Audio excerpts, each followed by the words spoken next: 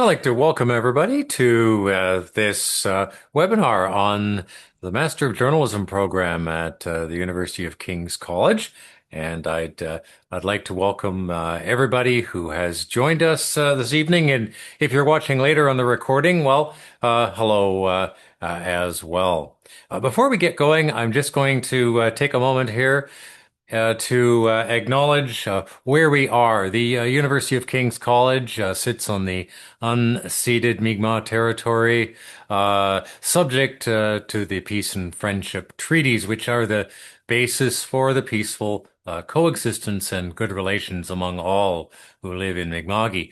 The University of King's College recognizes the histories, contributions, and legacies of the African Nova Scotian people who've been here for more than 400 years. So it's always good to kind of remember where we are here in Nova Scotia or Mi'kma'ki.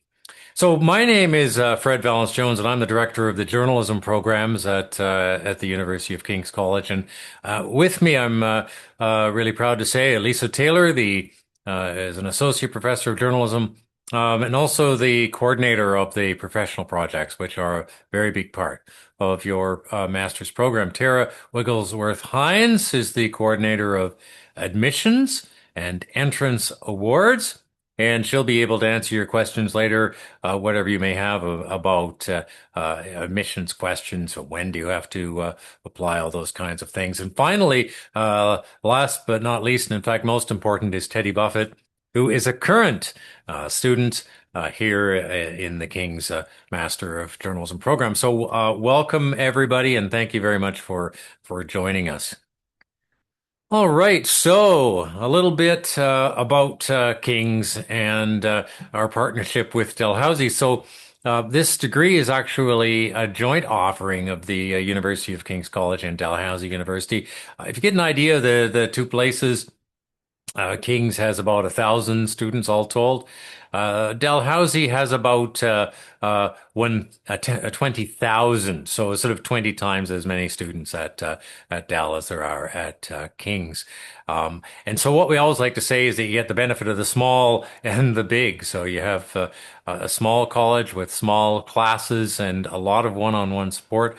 But then when you need the academic resources, the libraries, all of the things that come with a large university, Dalhousie is quite literally just a few steps away from King's. And in fact, we are located on the King's, the Dalhousie campus.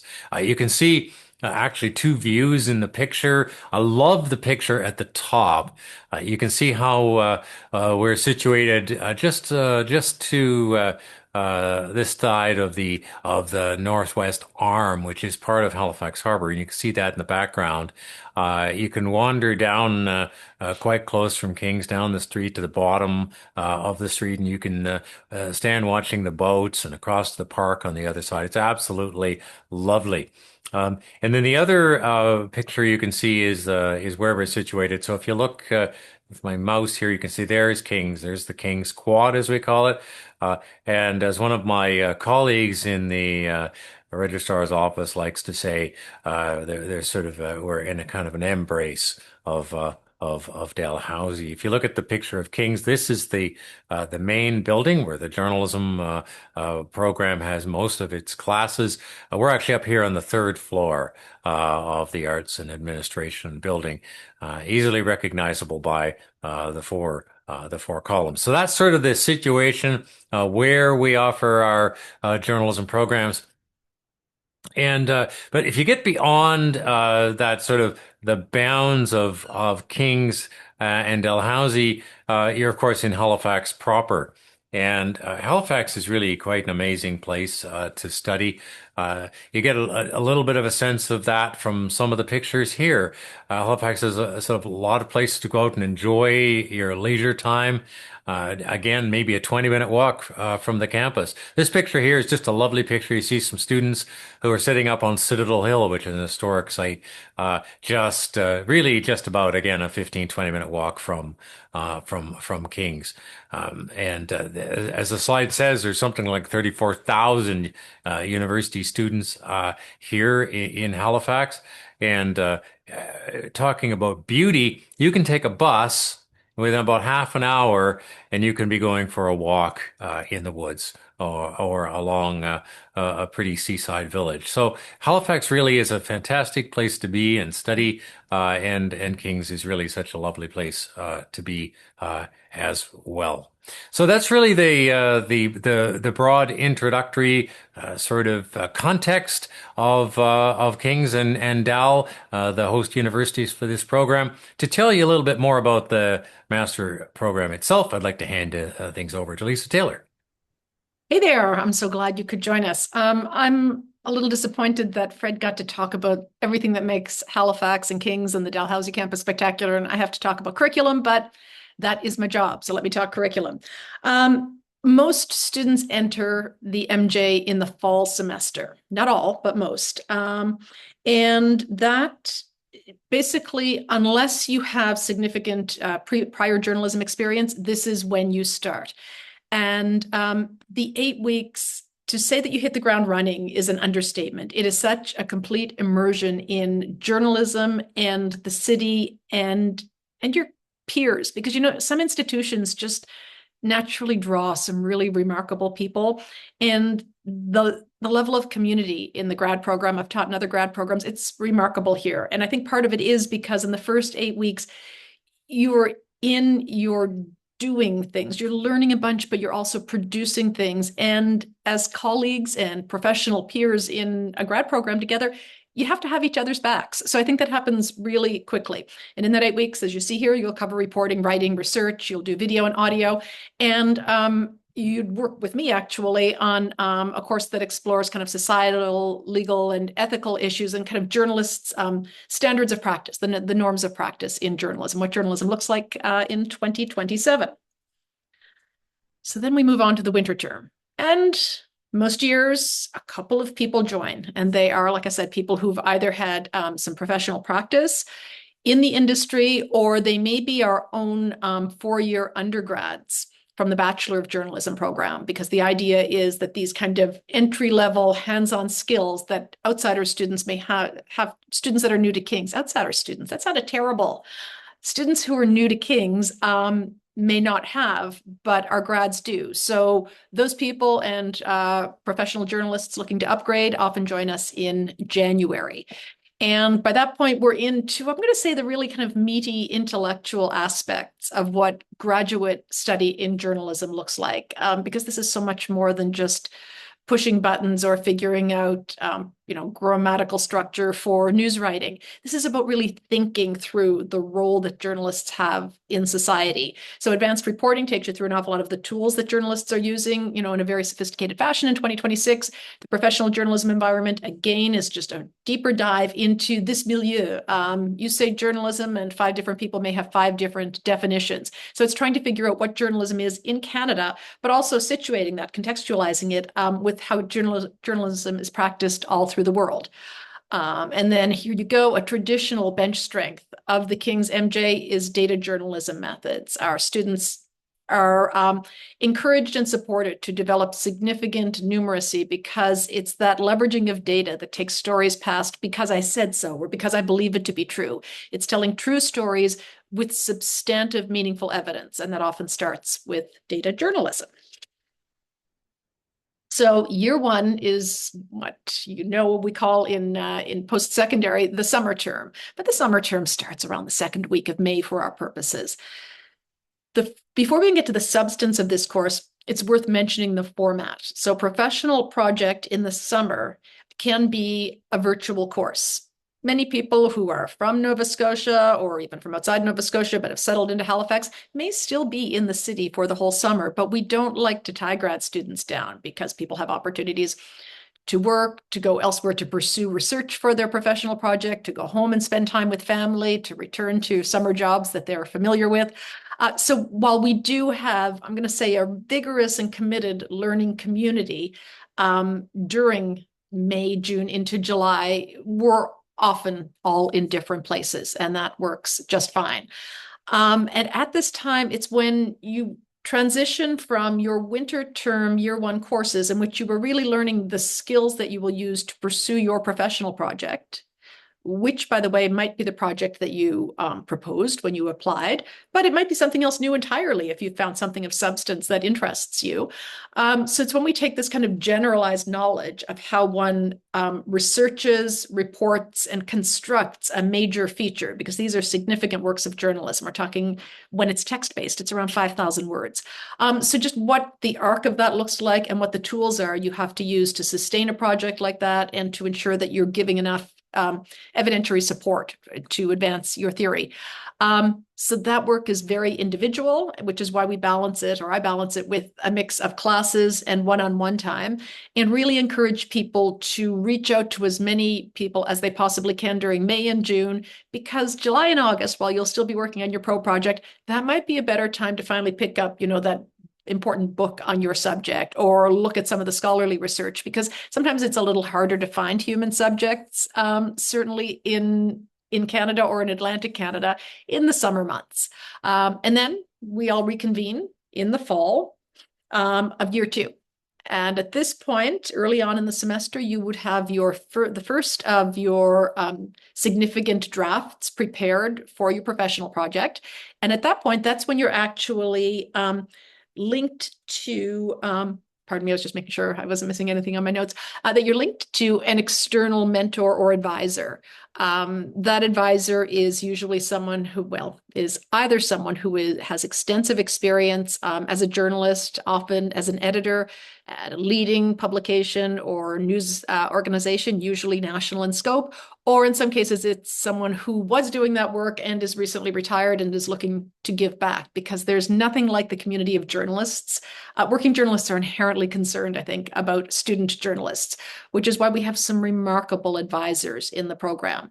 So in addition to starting to work with that outside support person and continuing on with the coursework associated with your professional project, you also take courses in visual storytelling and the business of journalism. So there are also mandatory courses that you will take during the fall term. And then we move along to the winter term. And here is where you are completing your professional project. Once again, you have the option, all things being equal, of not being in Halifax at that time. It's work that can be done on a hybrid basis. So students who are here locally, I still see them most weeks, but students who wish to be or need to be somewhere else in the province, the country, or the world, that's fine too. We still stay connected. You still run through the coursework that the professional work it takes to get that project done. But that is really, as long as you've knocked off your electives by that point, and we'll get to that in a second, just stick a pin in it. As long as you have your electives, really your final semester is primarily focused on bringing that professional project to fruition. And like I said, it's a big project, so that often means that the text, the writing of the piece is done in February, but then there's an awful lot of cleaning up, copy editing, polishing, checking captions for photos, getting a legal edit if necessary, and there's support within King's to do all we can to get your professional projects published somewhere externally. They'll always be published, or in most cases will be published on our in-house site, The Signal. And in a few minutes, I think Fred will kind of tool around there a little and show you what you can see there. But that is when we really see things kind of come together in terms of helping you try to get published, try to really get a foothold in the market of long-form journalism. Now, I mentioned electives.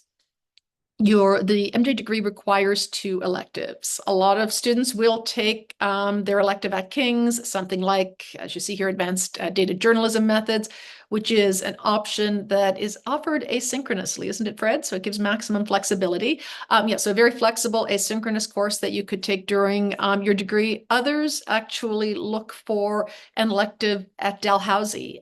It can be something, it has to be at a graduate level, but it can be something, quite frankly, that just scratches an itch you've been meaning to kind of sort through, something that is inherently interesting to you, or I would personally suggest that when you can find a graduate level course that somehow aligns with or informs or exposes you to kind of the bigger picture thinking that relates to your professional project, it's a way to get an extra bit of depth and grounding in a subject that you're engaging in so substantively.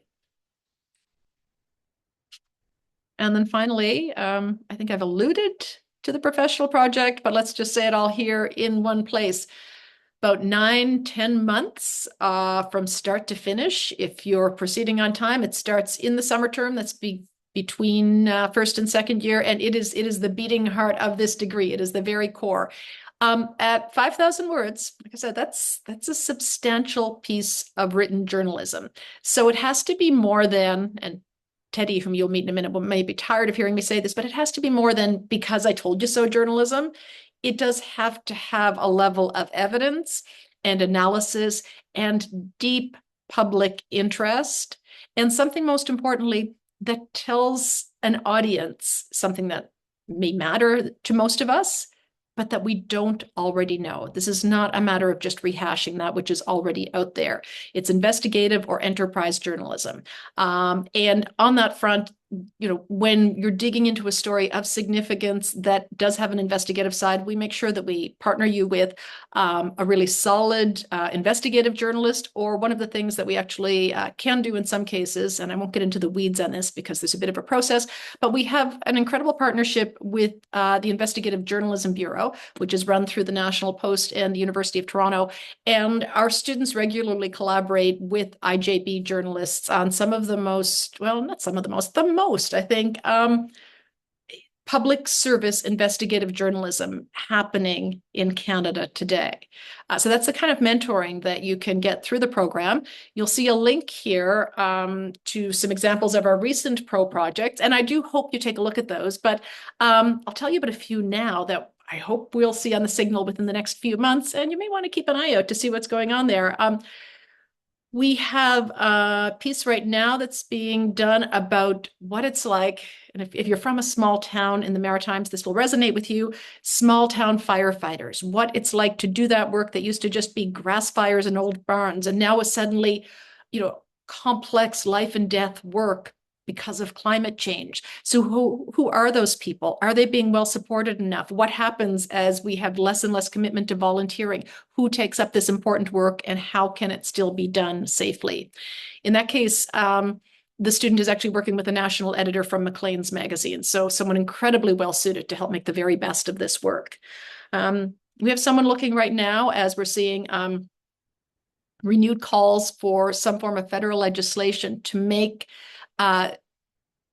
expression that denies the atrocities that occurred in residential schools, in Indigenous residential schools, that the denialism of that concept may become a crime in Canada. So we have someone looking at the intractable problem of denialism, why it festers even among people that one might say should know better, but also the harm and the possible legal remedy to do this that would actually be a significant change to our understanding of speech in Canada.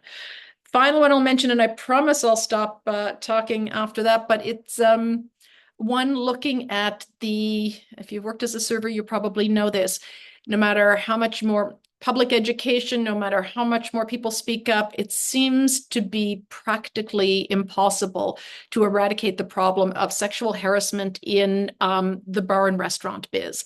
And that people put up with an awful lot, even though we go back, it's almost 50 years since the Supreme Court of Canada identified the problem of sexual harassment and said that workplaces had to address it. And 40 odd years later, not that much has changed. There is new legislation in Canada and Nova Scotia. Nova Scotia was the last of all provinces and territories to come up with legislation to respond to this. So we have a student looking at what that legislation looks like in action, how restaurants and bars are being called to account if they're not creating safer spaces for their employees, and whether this could finally be the kind of societal shift that makes this kind of work less miserable than it can actually be.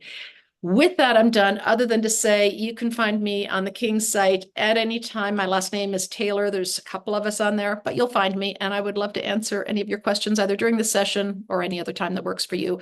And before I hand off, I just want to ask Tara or Fred, did I miss anything that I Well, should have covered? did you want to mention any of the financial awards that we give out during the Oh my program? goodness. Yes, absolutely. I would love to mention those. So in early in the second year, there are a couple of significant financial awards that are available to MJs. And when we're talking about a class of a dozen or so people, the odds get pretty good. So first, there are two Nova Scotia graduate scholarships. In this case, you have to be from Nova Scotia. So those $10,000 awards, we have two of them in our MJ class this year. And that money is meant to go towards your research and reporting work. So that allows you to attend conferences elsewhere in Canada. It allows you, rather than just doing an interview over Zoom like this, to actually go somewhere, to see someone, to walk where they work or live or do whatever it is that makes them a character in your story, and to really do more than what in shorter term news we call drive-by journalism, like to really get there, kind of smell the story, feel the story, and kind of embed yourself in it. So that's one of the awards. And then there is the Peter Mansbridge Reporting Award, which is $3,000. 4,000, 4,000. $4,000. Oops, there you go. Yeah. $4,000. Again, this one is shared between the MJ and the Masters of Fine Arts at King's, but we've had it the last 2 years running, so we're really good. Okay, well, our students are really good. Provincial MJ. What else have I missed? No, Nothing else. I think Annual, that's it. Yeah, and there is one right? international student award for the as part of that provincial Right. scholarship you And then mentioned. there are some So other yeah. things that other students that students all across Canada compete for. And actually, another one of our grad students in second year this year actually received a fellowship that is sponsored by Canadian Journalism Foundation, I think, definitely Massey Hall and CTV. It's the CTV Sachedina Fellowship. And Lou received $10,000 to support her project on critical minerals in Canada. And she is getting significant one-on-one mentorship and coaching from Omar Sachedina, the CTV's national evening news anchor. So she's rubbing shoulders with some pretty significant people. She's hopping on a flight next week and going to a mining town in northern Quebec with the bureau chief of CTV Montreal. So like there's real meaningful exposure to actual working professionals. That time I'm really done. Thank you so much for your time. And I am going to hand back to Fred, who will move us along. Wonderful. Thank you, Lisa. All right. So, okay, we're going to tell you it's great. You should come to King's, but we always think it's important that we get to hear from somebody who's actually in the program and having the same experience you're going to have, or a similar experience anyway, in just a little while. So I'm going to hand things over now to Teddy Buffett, who is a current student, actually, in my class tomorrow, once a week, doing the data class. And yeah, so take it away, Teddy. All right. So my name is Teddy. I'm in the first year of the MJ program at King's. And I'll just tell briefly how I got here. So I did my undergraduate at Mount Allison University, where I studied English and sociology, and I did student news while in my undergraduate. So that's kind of what sparked my interest in maybe pursuing journalism afterwards. And my undergraduate university didn't have a journalism program. So as much as I was working at a student newspaper, I didn't really get to learn much in a class setting. And there wasn't a lot of opportunity to mingle with people who've been working in the field. So that's kind of what sparked my interest. And I knew I wanted to go somewhere that had a small, tight-knit community that was embedded in a larger city than I was accustomed to in my undergrad. So that's kind of how I landed on King's, because there's a small group of us, of the MJ students right now. That think there's 9 of us in the first year. So very small classes, and that allows for a lot of great learning. For me, find that that's an asset. That's what I looked for in my undergrad, and that's what I continue to look for as I pursued further education. I appreciate the opportunity to kind of get to know the professors and really learn from them. Getting that one-on-one time is really helpful and has really, made a world of difference in how I've, come to understand journalism. And yeah, so that's a little bit about how I got here. And so I think an important thing that I guess I kind of knew going into the MJ program, but didn't know, is that the format is a little bit different than what I was used to, at least. The first 8 weeks is called boot camp. And so it's, like Lisa said, pretty intense and you hit the ground running. It's kind of a most day, every day kind of thing. You're kind of on campus learning, getting the basics. And then after that, in the same semester, you move into the news workshop, which is where you get to start writing stories and putting all of that knowledge into practice. So very hands-on and very like you're really using the skills right away, which is really, in my opinion, how they stick. So that's kind of what the first semester is like. It can be pretty intense in that, there's not really any time to stop. But at the same time, it's really rewarding because you get to actually see a piece come to fruition. And it's not just like handing in an assignment where it goes to your professor and you're like, oh, well, never going to look at that again. It actually goes out in the world, which is pretty cool. And I've gotten to talk to and meet people around Halifax that have had really impactful stories and have kind of shaped what I want to do going forward. So that has been a really cool experience. And now in this winter term, we're back in class, a little less intense with 3 classes. So it slows down a little bit, but at the same time, you're going deeper. So it's not any less intense, I should say. It's more so that your time frees up a little bit. And yeah, it's been a great experience so far. Everybody's been super kind. The professors are really like engaged in a way that I've not experienced before, even going to a small university in my undergrad. It's definitely a unique experience to have professors who like genuinely care about what you're doing and really want to take the time to give you a hand one-on-one, which is really awesome. And yeah, I'm happy to answer any questions in the Q&A portion about my experience, but that's kind of all I have. Wonderful. All right. Thanks very much, Teddy. Of course, every student's experience is going to be unique, and that's one of the great things about King's too, is that you get a chance to sort of make your own path and make your own impact. When you're one of 9 or 10, you can have a real impact on the place, which is harder to do when there's 50 or 100 students in your class. So I'm actually going to just for a moment switch out of this PowerPoint presentation, if I can do that. And I'm just going to switch over, and I just wanted to take a second to show you the Signal, which we've been talking about. So the Signal is our in-house news publication. I think, Teddy, you're working on a side project, you want to call it that. So it's being funded by a grant that King's got from the federal government as part of one of the news initiatives. I think you're working on maybe you could just describe for half a second Yes. what you're doing. Yeah, so a student in the one-year bachelor's program and I we applied for funding. It was called the Signal Special. So it's a long form piece that'll go on the Signal. And it will be about land use in Wine Harbor, where there's a proposed whale sanctuary being built. So yeah, it's been really cool. Another really hands-on learning experience, and kind of I'm hoping will prepare me for going into the pro project. Wonderful.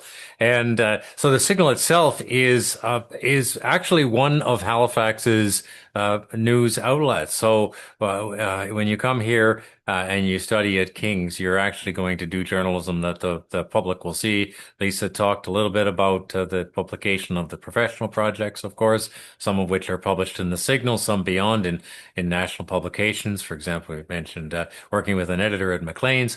And the Signal, though, for example, when you're in the news workshop in the first term, you will be writing daily news stories for the Signal. And in that role, you're doing exactly the same thing as people at the CBC and people at the local newspaper and people at the local broadcast stations and the online publications. So you get a real sense of what it's like to be in a newsroom or working on your own, and which is one of the sort of the strengths of our King's journalism programs is the very hands-on, even at the master's level. One of the things that Canadians just love to, Nova Scotians particularly love to do, is gripe about Nova Scotia Power, our power company. It is almost a provincial passion here. And see here we have not surprisingly, a story about Nova Scotia Power and the possibility of a rate increase of 8%. This seems to be a perennial story, but you can see that the students are getting out and they're covering the news in the community. They're covering these regulatory hearings. They're covering City Hall, the legislature, all the news around town, and you'll get to do that as well. And as I mentioned, that's one of the things I think that really is a great strength of the program. All right, so I'm going to slip back to our little PowerPoint here, and this is where I'm going to invite Tara Wigglesworth Hines into the conversation, who can tell us about some of the admissions information and opportunities for financial aid. Hi, everyone. Thanks, Teddy, Lisa, and Fred. And thank you to all of you who are spending an hour of your day with us tonight. As Fred mentioned, I'm the coordinator of admissions and entrance scholarships. So I have a bit of an overview for you tonight and happy to answer any questions during or after the event. A little bit has been spoken about. Lisa has kind of done a little bit of a summary, but for our Master of Journalism program, the minimum requirements, so the basic admission requirements, is a 4-year undergraduate degree with about a B average over the last 60 credit hours of your study. So you can get 3-year degrees at some institutions around the world, but in most cases, we are looking for a 4-year accredited undergraduate degree. In addition, you must meet English language proficiency requirements. So if English is not your first language, we do require an English language proficiency test. Sometimes we waive that test if you have studied at a university where your degree was completely taught in English in a country where English is a primary language. So we do have some exceptions to that rule if English is not your first language. As Lisa mentioned, we do have 2 entry points for the Master of Journalism program. Most students start in September, which is our 20-month program. And most of these students who start have a 4-year undergraduate degree, but do not have any experience in the industry, or their degree is not in journalism. So you're starting just like Teddy from the get-go learning journalism. And then continuing in the winter term. Sometimes we do have students who start in the winter term, which is a 16-month program. And those typically are students who have a 4-year journalism degree or have an undergraduate degree and deep experience in the field. So they already have experience in journalism and don't need those first 4 months to start the program. The admission requirements or the documents you are required to submit are pretty typical of a graduate application, but we have it listed here. So we require application form. The application fee is $115. We require transcripts from all post-secondary institutions you attended, institutions where you received your degree or degrees, as well as if you've taken courses at other institutions, maybe as a non-degree student or on letter of permission, or you did an exchange program, we do need those transcripts as well. We also require a personal statement, which is quite common, and we need a project proposal. So it outlines kind of what project you want to work on in your degree. There's flexibility around that project proposal, but it gives us an idea of the topic you'd like to work on. And we require 2 letters of reference, a portfolio of work, especially if you have a portfolio of work that's journalistic, and a resume. So applications opened on October 15th.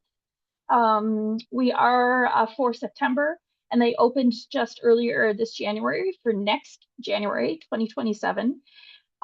We do offer rolling admissions throughout the cycle. So we are admitting on a rolling basis and assessing applications every couple of weeks in batches. Our early application deadline is February 15th, which is also our scholarship application deadline. That's for all students, and you apply for scholarships within the application itself. We do offer scholarships on a rolling basis too. So we, even if you apply later in the cycle, we encourage students to submit a scholarship application just in case there's some scholarships left that haven't been awarded.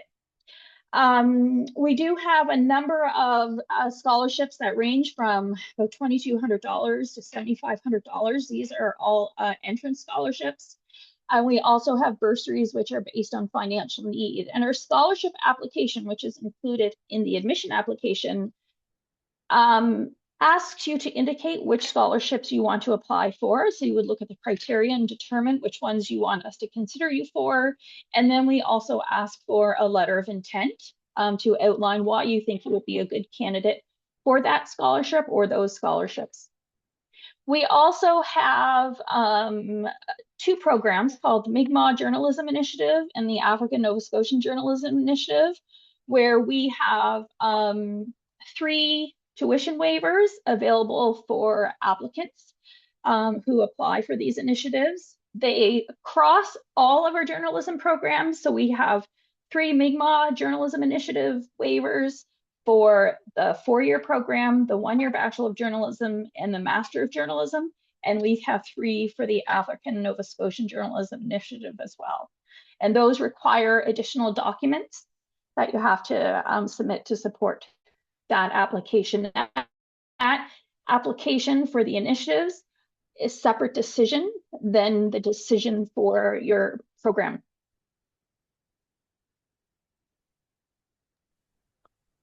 All right, thank you, Tara. And I think we also have a few opportunities for recognizing prior learning.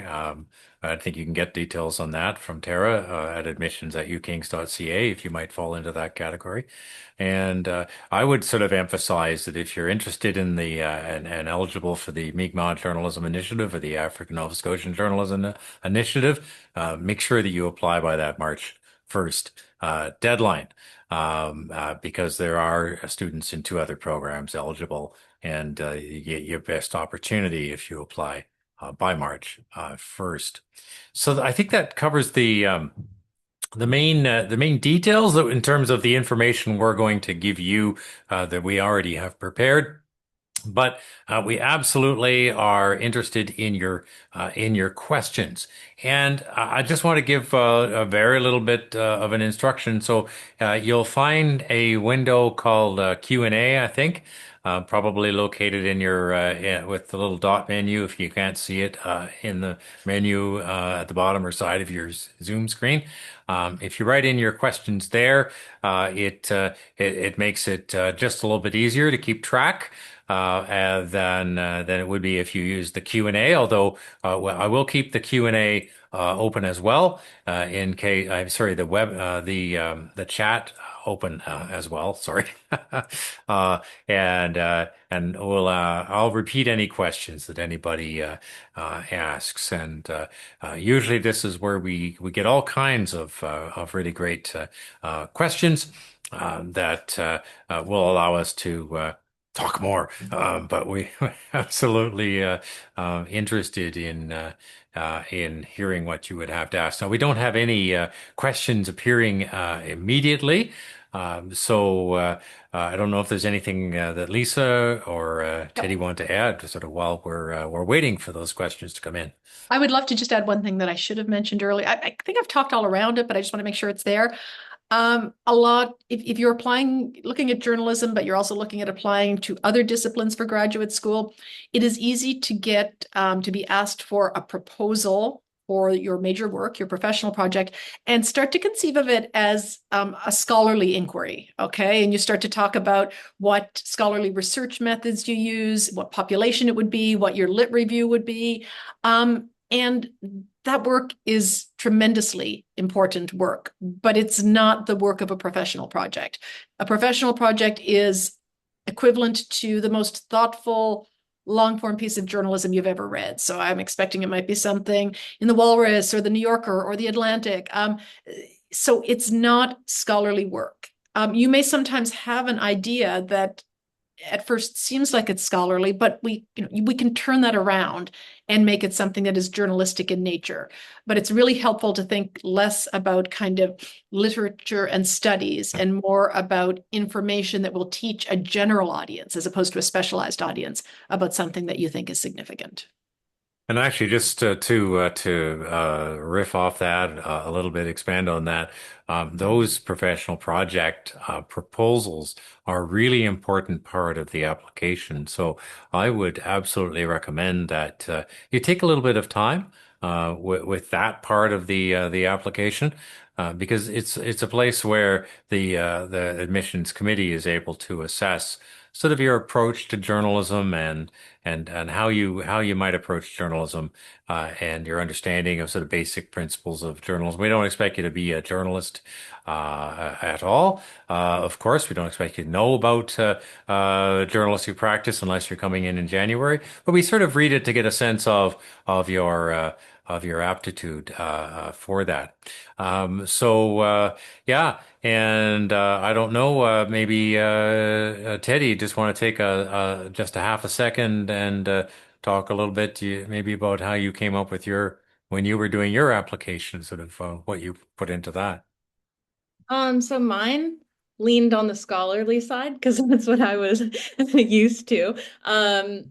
It basically came out of an idea that I had while taking sociology courses. And though I will say I thought of it when I was in a qualitative methods class, so a lot of it did have to do with, talking and observing things and all that kind of stuff.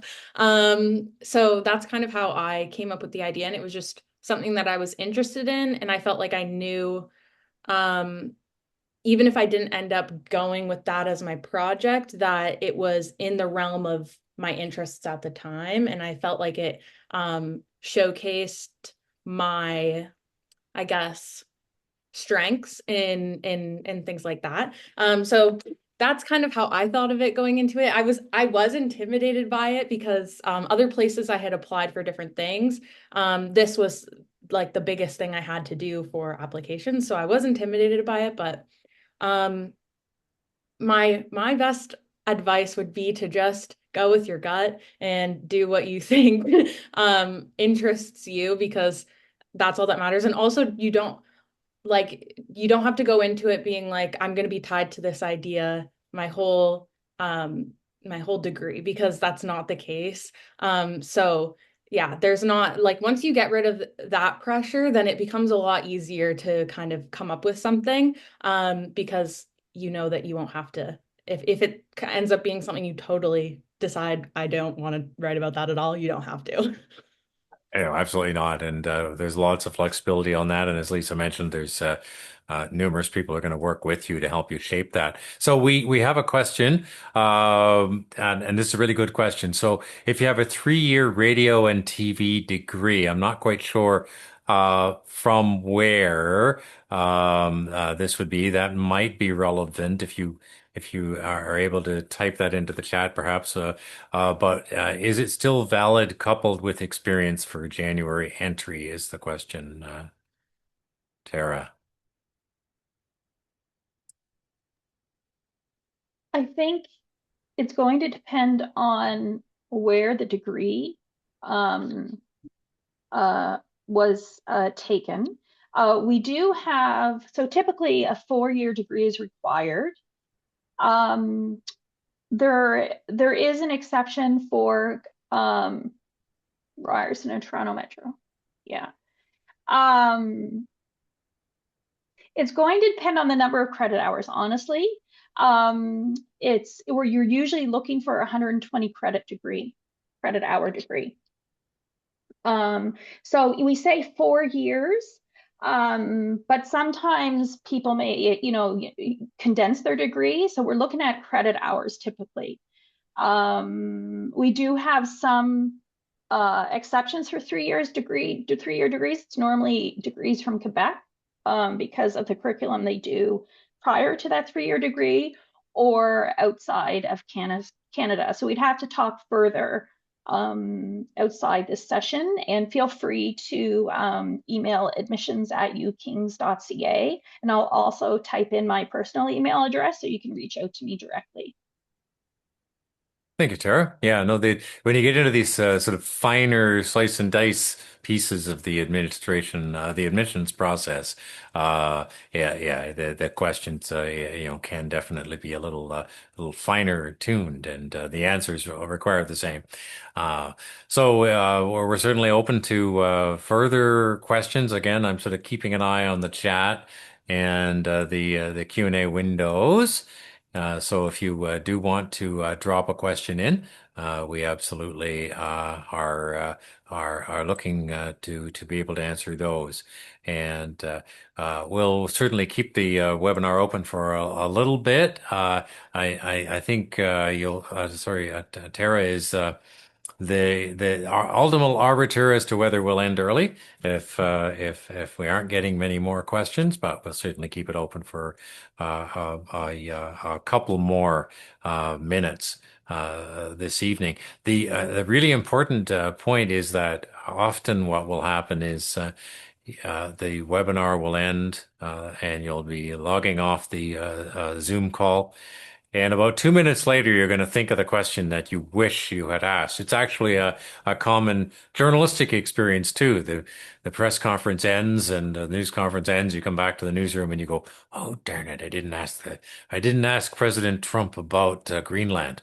And, and so, absolutely, we're open to you just sending those questions to admissions at ukings.ca. I should also mention that certainly Lisa and I are both happy and thrilled to receive any direct emails that you might want to reach us to us about. I'm at fvjones at ukings.ca. I'm actually going to write that into the chat here, and I think Lisa probably certainly in terms of questions about the professional project. Uh, Generally, we are again we are totally in a similar way to the way we run our classes, open to receiving those comments and questions from you.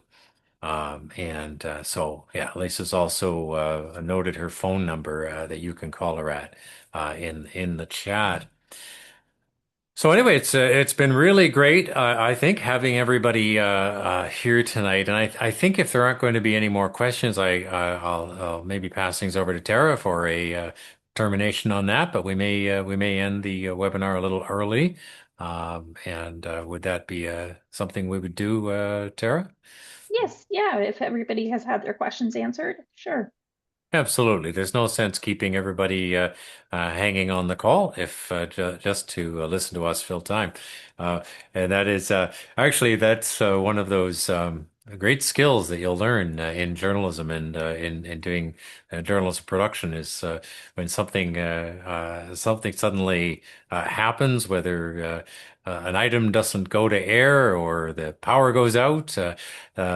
Or whatever eventuality, you'll often be in that. And so we'll teach you how to do that too.